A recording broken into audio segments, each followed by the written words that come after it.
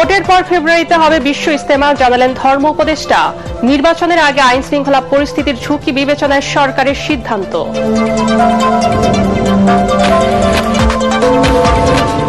একটি অপশক্তি দেশে নৈরাজ্য সৃষ্টির চেষ্টা চালাচ্ছে মন্তব্য মির্জা ফখরুলের। বিএনপি মাঠে নামলে সরকার টিকতে পারবে না, নির্বাচন অনিশ্চিত হয়ে পড়বে।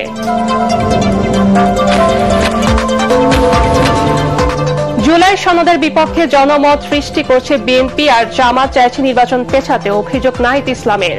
সংস্কার বিরোধী দলের সঙ্গে জোট করবে না এনসিপি।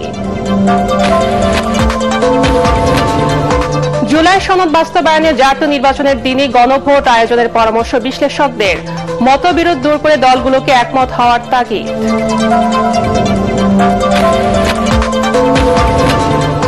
সরকারিভাবে শুরু হলো ত্রয়োদশ জাতীয় সংসদ নির্বাচনের আনুষ্ঠানিক ক্যাম্পেইন।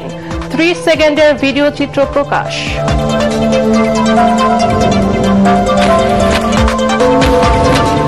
এবং জুলাই গণ অভ্যুত্থানে মানবতা বিরোধী অপরাধের 2 মামলায় হাসানুল হক ইনু এবং আওয়ামী লীগ নেতা হানিফ সহ 4 জনের বিচার শুরু।